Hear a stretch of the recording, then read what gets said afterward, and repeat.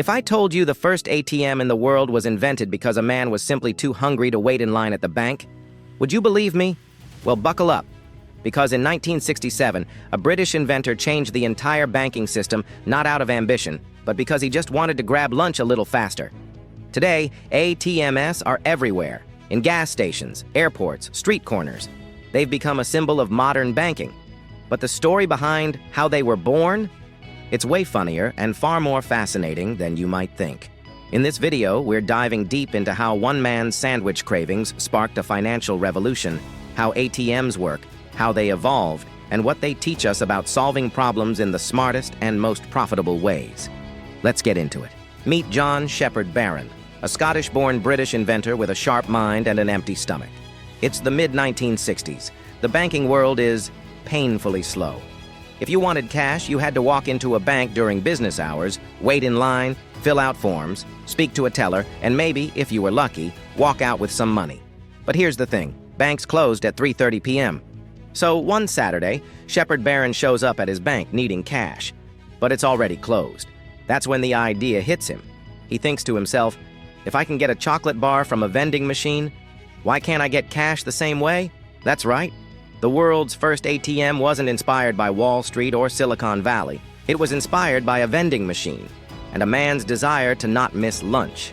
Shepherd-Barron pitches his idea to Barclays Bank in London, and to his surprise, they love it. So in 1967, the very first ATM is installed just outside a Barclays branch in Enfield, London. Now, this early machine didn't use bank cards like we do today. Instead, it relied on special checks that customers could insert into the machine. These checks were laced with a mildly radioactive compound and matched to a personal identification number, or PIN. Insert the check, type the PIN. The machine verifies your identity, and out comes 10 British pounds. It sounds ancient compared to today's machines, but back then, it was revolutionary.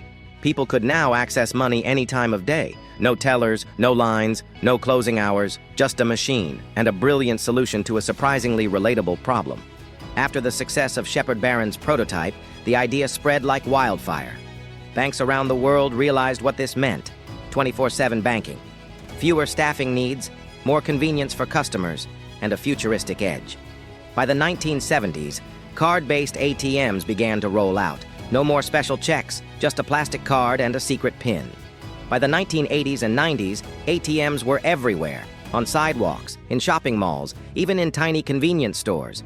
And by the 2000s, they became essential. But here's what's wild. None of this would have happened if one man didn't get annoyed by a closed bank and crave a sandwich. That's the power of simple ideas. They can solve real problems. They can disrupt entire industries. And sometimes, they come from the most unexpected places. Let's take a step back. What makes this story so powerful isn't just the invention itself. It's why it was invented. Shepherd-Barron didn't wake up trying to change the world. He didn't sit around thinking about global finance. He saw a personal problem, a tiny inconvenience, and asked a better question: how can this be faster? That question created a billion-dollar industry, millions of machines, and a new standard for banking convenience. Here's the takeaway. The best financial breakthroughs often come from solving basic, everyday frustrations. Uber solved the hassle of hailing a cab. Amazon solved the pain of long checkout lines. ATMs? They solved the annoyance of missing lunch because the bank closed early. Small problems, big solutions. So if you're looking for the next idea, maybe it's not some massive system you have to invent. Maybe it's just something small that bothers you every day. Something annoying enough to make you ask, what if there was a better way? So where are we now? Well, ATMs today are smarter than ever. Touchscreens, biometric scanning, cardless withdrawals via mobile phones, even crypto ATMs are on the rise. But the bigger shift? It's digital.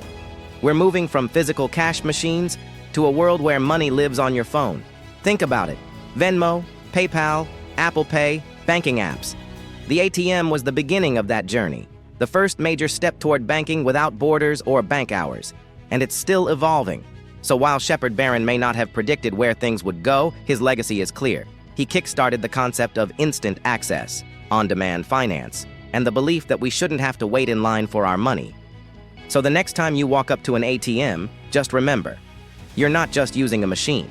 You're tapping into a solution that started with one hungry man, one closed bank, and one very good idea. And if that doesn't prove that small frustrations can spark big revolutions, nothing will. If you found this story interesting, if it made you smile, think, or even see banking in a new way, hit that like button. Subscribe to this channel because at Money Root, we're all about revealing the unexpected stories behind money, business, and innovation. And leave a comment below that says, "Lunch changed the world." Because sometimes the next big idea starts with the simplest question. What if there was a better way? This is Money Route, and we'll see you in the next one.